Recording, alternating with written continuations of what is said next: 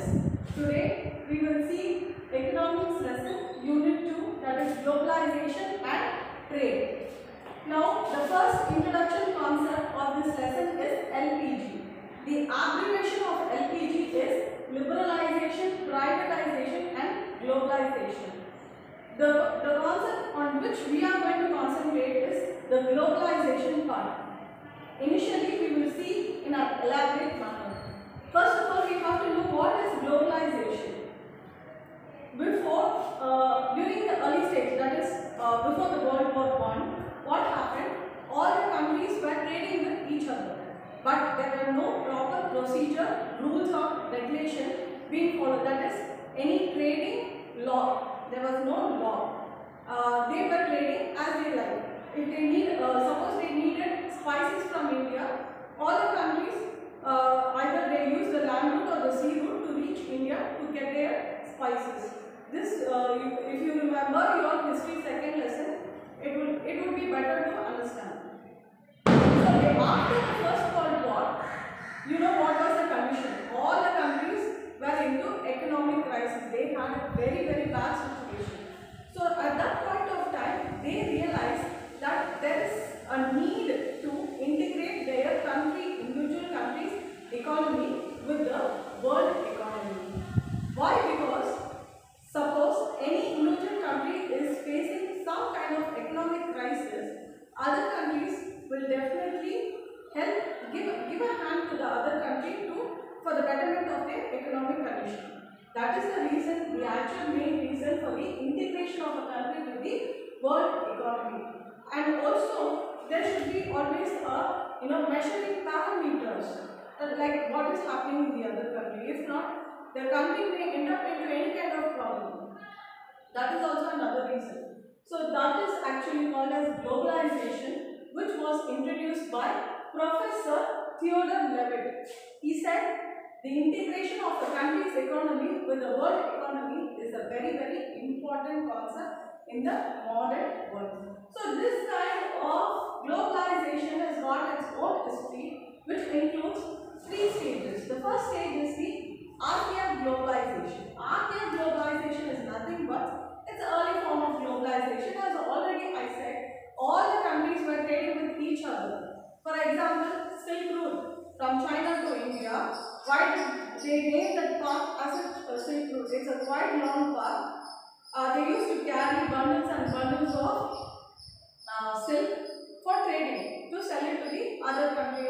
Either they travel on a caravan, either on the back of the horse or a camel, and they travel for many days and they reach the other country. That particular path was named as Silk Route. Next is, as already said, other countries came to India for getting spices from India. They used the sea route mainly to reach India to get the spices. That kind of globalization is called as the Archean globalization, stage 1. In stage 2, what happened? Proto-globalization. Now every country know about the other countries, what is available, what is not available. All those information was being gathered in the first stage. Second stage, what happened? Powerful countries like England, France, they occupied the other underdeveloped nation and they colonized them. They drained their wealth and used their men as laborers. This is called as proto-globalization. Okay. Because of that, if you see the history, there was a flow of wealth from India. This line will always be mentioned in history lesson. There was a flow of wealth from India to England. That is proto-globalization. Because of this, England developed, not India. In the third stage, modern globalization. There came a separate sector called service sector. For example, travel, hospital, all these sectors come under service sector. Okay, and also there was the coming up of multinational companies, MNCs, as we say it as MNCs. There we can see a lot of MNCs, other countries' firms into our country. They say for employment, for the betterment, flow of economy. So if their company is going to be in India, money will flow into India and we will get employed, we will get jobs. So likewise, all the countries are trying to adjust to the other countries and by helping them for the betterment of their economy. That is the main reason for globalization. If you check 50 years back, India was facing a very bad unemployment problem. Unemployment was the biggest problem. What would be the result of unemployment? Poverty. So once the MNCs came into India, the whole unemployment was eradicated. Everybody, all the educated, has got a job now. They can earn.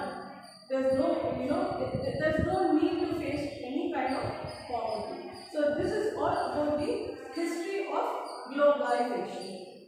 Simply to say, linking of an individual country's economy with the other nation's economy, the world economy is called as globalization. Because of this, the nation will get the benefit. It will help them to develop. It will help them to have a better economic, and the lifestyle of the people also will improve.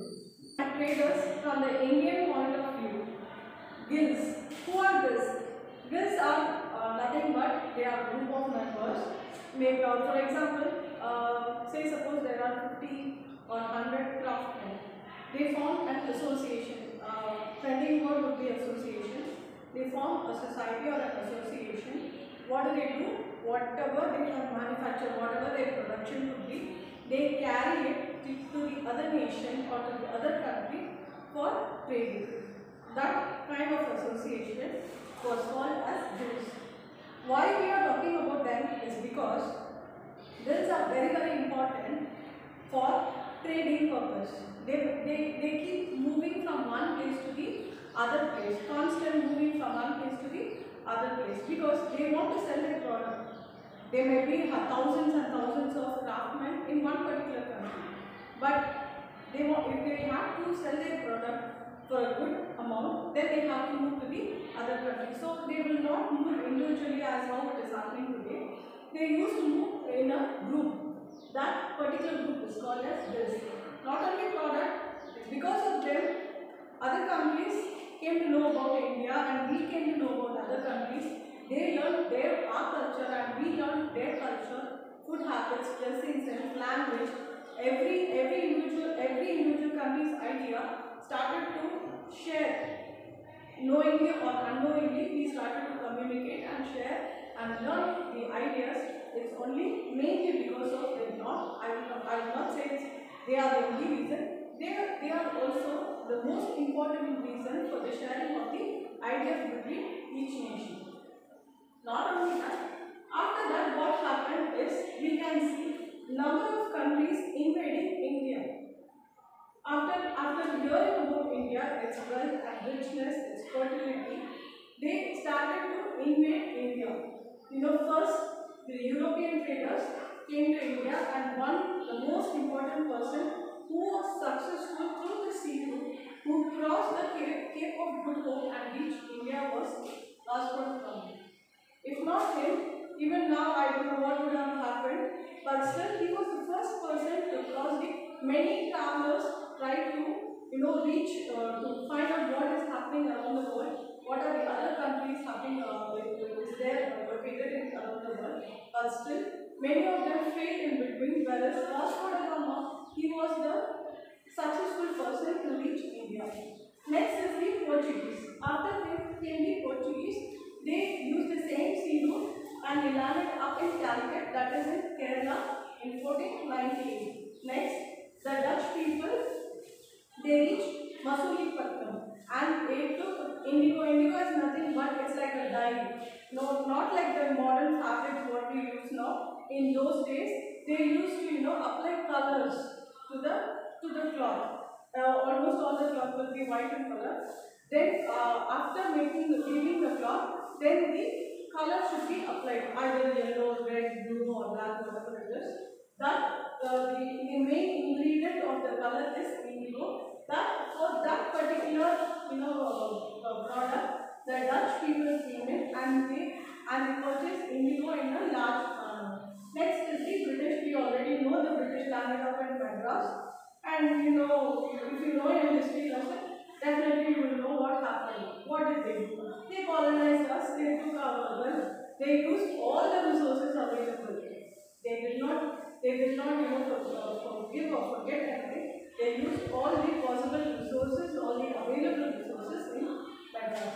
Not only in Madras, all over India. Next is the Danes. They landed up in Trangibar. Trangibar is nothing but Tamil Nadu was called as Trangibar. The Danes landed there and they also started to use the word in Tamil Nadu. Like the French. French people, you can find lot of French people in Pondicherry even today. Lot of French people live there. And Pondicherry, they landed up there in Pondicherry and the Pondicherry became almost the capital of French. So if you could see, almost 6 of them invaded India after hearing about India's wealth and richness. This is how messages passed on to the girls.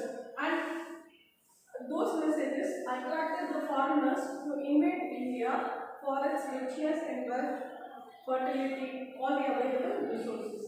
Next, from the globalization, what kind of globalization took place in India? You already know in 1947 we got our freedom from the Britishers and we had a very huge economic crisis, unemployment, poverty, disease, what all kind of problems we were facing after the freedom. From 1980 to 1981, what happened is the government was not able to face the economic crisis in India. They were not able to stabilize. They were not able to fuel it. Okay, cannot put it back to the form. The government was helpless. So the government who took in the charge, they have to mortgage 40 tons of India's gold to the Britishers to get the money and to for the betterment of the Indian economy. So after that, what happened? They came to a decision that this kind of situation should not happen in India anymore. Fine, whatever has happened. Let us come to a conclusion and let us frame our set of rules and regulations so that we are not going to end up in any more economic crisis. So under that, they framed their new economic policy and they brought in new rules and regulations. They said first is abolition of industrial licensing. Simply they were coming up with a lot of industry during when the Britishers were there in India and they were using all kinds of available resources, and so Indian government said simply we are not going to keep on giving license for all the industries, which is not going to be of any use in future. Next is reduction in the number of industry. Already there are a lot of industries which were serving for the Britishers and we are supposed to reduce them, shut down them. Next is fixation, because you keep on increasing the number of industries, then you will be requiring a lot of raw materials. Then all resources will be taken away. There will not be any resources left for the future generation. It will lead to degradation of the whole country. If you see the percentage of forest available before the invading of the British and the forest available after the invading of the British will have a drastic difference. Why? Because they started to use all the available resources. We cannot keep on consuming the resources without thinking about the future generation. So they came into this kind of conclusion. Next is fixation of rupee value. Now they want to have a value for the Indian money, rupee. We have to have a standard value. They started to fix the value. Next is they said if you are going to have, you are going to trade with the foreign countries, then we should be able to convert the rupee into their country's money. Say suppose you are going to trade with euro, then it should be converted into euro. That is why they needed to value only if you have the value for the rupee, then it can be converted into euro. If they are going to trade with us, then the euro should be converted into rupee. So first they fixed the value and they made sure that our rupee can be converted into any other foreign currency. Next is reduction of SLR to increase the RBI. RBI is nothing but Reserve Bank of India. Okay, so they said we are going to reduce the SLR so that we increase the RBI. most important part of the lesson. This is going to be the most important part of the lesson, that is multinational corporation. I hope you might have heard it as a common term as MNCs, MNC companies. These companies were available in the beginning also when the Britishers came to India. That is also a kind of MNC. I'll tell you how. The MNC is nothing but when a country is able to control the production or the growth or the goods in another country apart from their own country, then it is called as multinational corporation. Once upon a time, Britishers were able to control the production, the growth, what to be done and what not to be done in India. So that is also called as multinational corporation. But now the multinational corporation refers to something else which is quite modified, and our Indian government also has accepted it. There are a lot of reasons behind it. We will see through that later. Now they are also called as the corporate organization. Why they are called as corporate organization is because if somebody wants to invest in another country, okay, they want to have a company in, say suppose the English people want to have a company in Pakistan and they want to invest in Pakistan, they enter into the corporate which is available in Pakistan, and that is how they start their functioning. So they are also called as corporate organization. Now if you see, most of the MNCs are from USA, UK, France and Germany. That is, they invest, they put all their investment to the other country and make the other country people to do their work. Apart from that, they also keep controlling the production, the growth, everything in the other country. Okay, so most, for example, HCL, TCS, CTS, Polaris, all these are MNC companies. If you join in any of one of these companies, you will definitely be working for a USA, UK, either a USA or a UK project. If you join the job and if you start working for them, it will not be an Indian project. You either be working for an American company or you will be working for an Indian company. That is what actually happening. How this could happen is, when the foreign countries are ready to invest in the other countries. Why? Because whatever we are being paid comparatively is very less. If they have to pay salary for in their own company for somebody doing the same job, will be quite high. Comparatively, it will be 10 or 20 times more than what we will be receiving. Okay, that's the main reason. It is very cheap and the quality of the job will be fine, and that's why they are looking for other underdeveloped nations, okay, to get their jobs done first.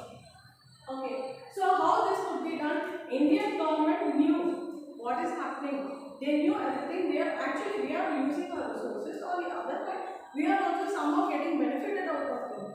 The only reason why the MNCs were allowed into India after the freedom, the only reason behind it is to eradicate unemployment and get rid of poverty. These two reasons are the main reasons why the Indian government allowed the MNCs to enter into India. Because before, say suppose 40 to 50 years back, you see, there were a lot of educated people, but the Indian government were not able to provide them the job. So because of that, it resulted in poverty.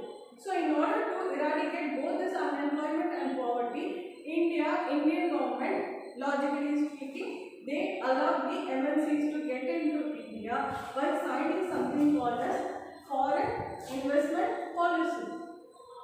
It's a kind of agreement between the foreign companies and the Indian government. They sign up an agreement. By that, they allow them to invest into India, and these foreign countries get the work done, the job done from the Indian people.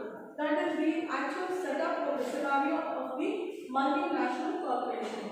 Now, if you see what is the reason for the growth of MNCs? If you see MNCs bloom like anything in India. Not only in India, even other countries. Many people are, they get attracted, they get fascinated towards MNC companies. We cannot say none of the MNC companies have gone into loss. They either shut down, the whole project gets shut down due to any other reason.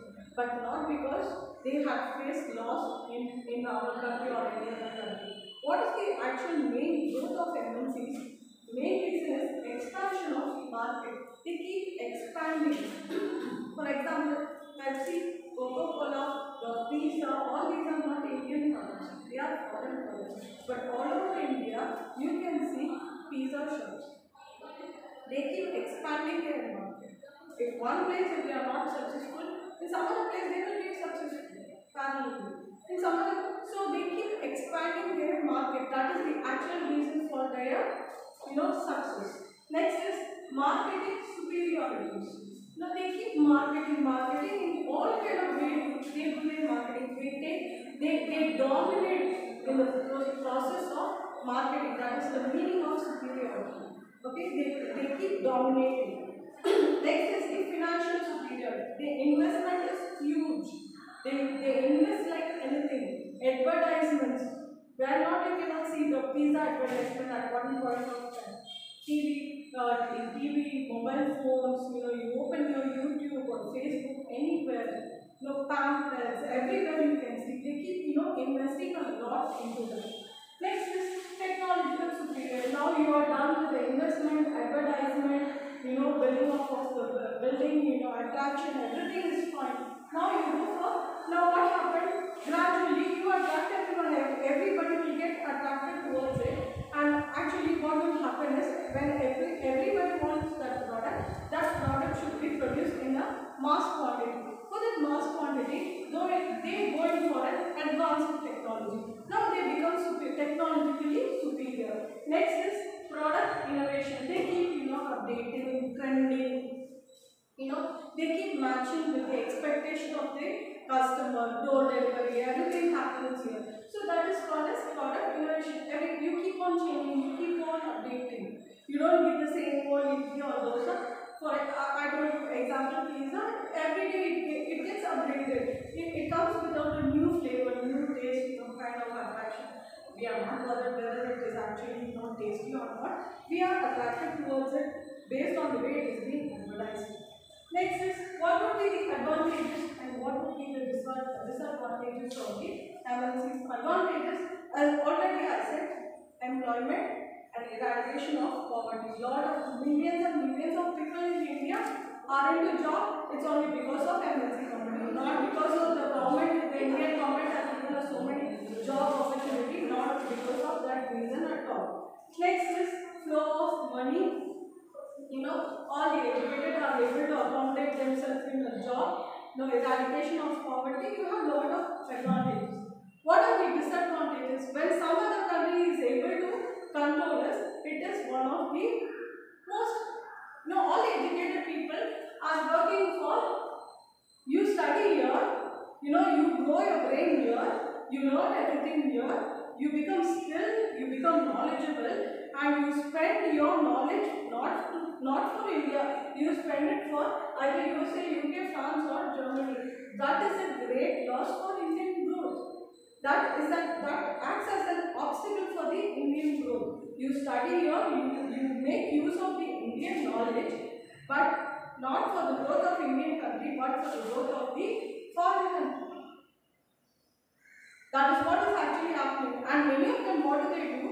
They learn everything. They come to a level and they run to foreign countries. That is even more worse than that.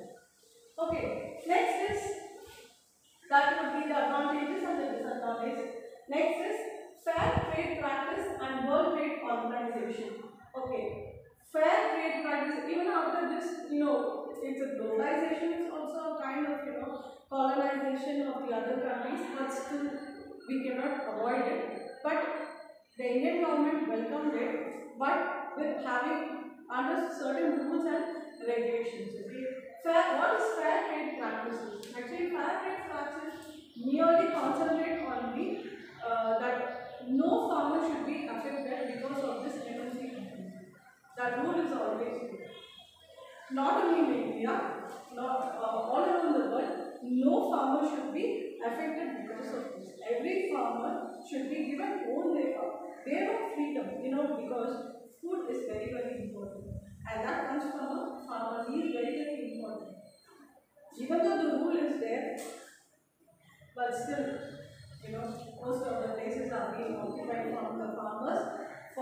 building up MNC companies.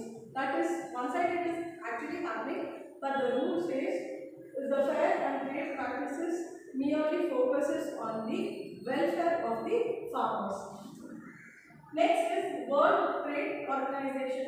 World Trade Organization, you should not affect the other countries, growth and development. These MNC companies should not affect them. But the Indian economy, one side or one big part on the whole depends on the MNC companies for its growth, for the flow of money, for employment, for the get rid of poverty.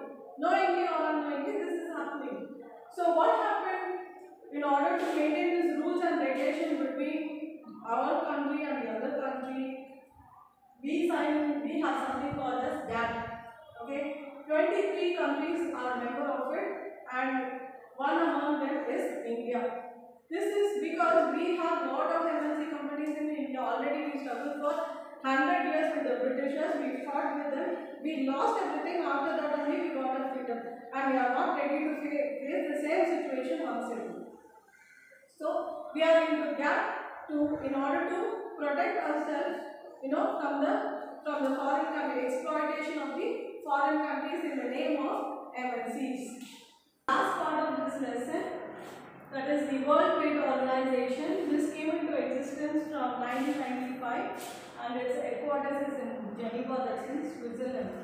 Okay, this is a very important concept, because this kind of organization was set up for the whole world, just to take care of the world trading between one another, each other country. Okay, so what are the main functions of it? What is the main objective of it? On what they are focusing actually? To set and enforce rules. They want to set rules for this trading procedure, and also they want to make sure that these rules are being followed by all the countries who are involving in trading between one another. Next is trade liberalization. Liberalization is nothing but you just keep, kind of adjustment. Locally you can call it as kind of adjustment with the country with whom you are trading. That is trade liberalization. At times, some countries will be very strict in trading procedure. Because of that, our economy and our products, it may go in waste. So at that point of time, we will be expecting some kind of adjustment from them, and that would be, organized by the WTO, and that is called as trade liberalization. And if one country, say suppose China is allowing Africa to trade with them, logically it should allow all the other countries to trade with them. But in sometimes what happens, it will some country, for example, China will allow Africa, India, and Japan to trade with them, but not with America. Those kind of situation also were happening. So this liberalization, trading is very important. Economy of every country's own economy is very important. So liberalization also was encouraged. They said rules and regulation, and they wanted other countries to follow them.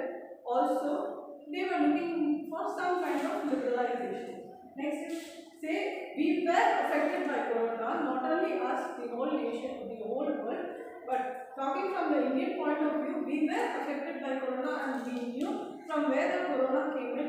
Aren't we still accepting China product? I am able to find China product in India. We know that the corona spread, it's because of China.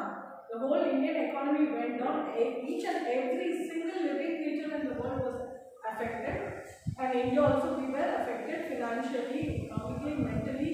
We are into a lot of problems because of corona, but still, aren't we accepting China product? I am able to see Chinese product even today in the market. That's called as liberalization. Even though they've done something very big mistake, a very big problem, but still, trading part, you give some kind of liberalization. Next is Sustainable development. Sustainable development is nothing but you keep developing. You don't come and you develop coming down, or you climb up, you fall, nothing like that. Sustainable development is even if you develop slowly, you keep developing. You just keep going up. That's called as sustainable development. Along with the environment, you don't exploit the environment. You don't make use of it because I have enough of water, I have enough of fertility, I have all the available resources, so I will use it as I will. Nothing like that. The environment should not be affected, and your growth also should be, it should be there. What should go parallel? That is how it should go on. Next is resolve disputes. Disputes is nothing but there will be like small problems between two countries. You don't call it as problem, you call it as dispute. That kind of misunderstanding between the countries can be called as disputes. That also can be resolved by the WTO. For example, if China and Japan want to introduce some kind of mobile phones in India, both want to introduce mobile phone, and this product seems to be almost same quality, same features, same price, everything seems to be parallel, equal. So who's going to gain the priority of marketing in India? Who's going to catch the market? So that is called it. So there will be a competition between China and Japan about who's going to cover the Indian market for selling their mobile phones. That is called as a dispute. That dispute can be taken to the WTO if they are really tough competition and they are going to have a problem. Then that problem can be carried over to the WTO, which can be resolved. Next is full employment. Actually, they want to give full employment. Of course, full employment is being given, but giving employment, you keep on producing, is that enough? That product should be sold. Okay, so you have to create the demand. You have wherever you go, you have Domino's pizza. Pizza will be produced, continuous production is there. But who is going to eat? Unless and until you don't advertise, you don't attract people, there is no use of giving job people. There is no use of having people there. Okay, so demand should be there so that everybody gets jobs. So this and this should go parallelly. As how sustainable development and employment should go parallelly, this also should go parallelly. Next is, this is all with the WTO. Next is the impact. There are positive impact as well as negative impact. What would be the positive impact? As already I said, employment. Employment is the actual need of allowing the MNCs into another country. That is the main reason. Okay, so that is the most important positive impact, because once upon a time, after the independence, before the MNCs could come into India, people were educated. People were ready to go into schools and colleges, get educated. But who's going to offer them the job? That's one reason. No job. Everybody were trying for government job. Private companies were very limited. So not everyone were able to get into a job. That resulted in poverty. And that was the major problem which was faced by the Indian government. So that's the actual reason why they allowed this MNC. Not only that, we learn other countries' language, their culture, their working procedure. Lot of things we learn because of this MNC companies. The work center itself totally will be different from the other sector. The working procedure, even from the timing, if you see, it will be totally different. All these are positive impact, and also flow of money from the other country to our country is always there. You learn their culture, their language, everything you learn from them, and again you exchange of culture is there. You learn a lot of new about new products. how the economy is functioning, what is happening in the other country. Very easily we gain a lot of knowledge also. That also comes under positive impact. And also know there will be a good relationship between two countries. Say suppose America's lot of project is being it's being done in India. So it shows that we have a good relation or good rapport with the America. Next is what would be the negative impact? We have a lot of negative impact. Some companies will be ready to pay us, according to our demand, and some companies will not be ready. So we think there's a flow of money from them, but it happens other side. They will be very greedy and they will be paying very, very less. Say suppose in America for doing a call center job, if they are ready to pay 1 lakh rupees a month, for doing the same job in India, an individual will be paid only 10,000 rupees. That's how it goes on. So it is 10 times greater than what is being paid in India. There's a huge difference. That's why they are always ready to hand over their projects to Indians, because we Indians are always ready to work for very less wages, for long hours, and the quality of our work will be unmatchable. Next is this also, they use, second thing is they use our resources, water, electricity, human resources. They use their knowledge, our skill, everything. Nokia doesn't belong to India. Doesn't belong to India, but still, Domino's Pizza doesn't belong to India. Pepsi companies, they don't belong to India. But they have a huge market in India. They have a huge market in India. So, we get the minimum and they take away the maximum. But all the job is being done by us. From marketing to manufacturing to selling, billing, everything is being done by the Indian. But the gain alone is being taken by the foreign. Those are the negative impact. Challenges are always faced by the globalization. Through the globalization, MNCs always face challenges. A lot of challenges. Getting into a new company, new country, fixing up their own company, getting people to work there, make them adopt according to the company's rules and regulations. Getting them to work for them and getting the project done is not a very easy task. All happens to be a challenge for them. You go to Pakistan, you fix up an American company. The company will expect the Pakistani to speak American English. If the Britishers are going to handle a project of Indian, then they expect our Indians to speak in British English. That is how it goes on. Challenges, no. We Indians, if you see, who's working in an MNC company will not get a holiday for Indian independence. He will be given a holiday for some kind of stupid festival which is happening in the foreign country, because he is working for that particular country, MNC country. He is working for their project. They will like to give holiday only when they are having holiday, not because when he is having a holiday. When he requires a holiday, how will the Americans or the British people will be concerned about the Indian Diwali or Pongal festival of the Tamil Nadu?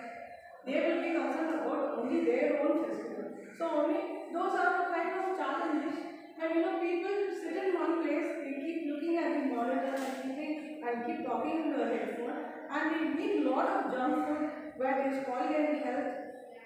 Sitting in an air-conditioned room, always looking at the computer is really very bad for health. All these challenges are being faced. Still, it is going on. IT companies, this is what is happening. This is the exact scenario. And the worst part is, they keep working when we are sleeping. Why do we have day and night? Night is something to take rest, and day is something to be used to do it, but they do it vice versa. They sleep the whole day and they work the whole night. These are some of the challenges and the negative impacts of the globalization of the MNC companies. With this, the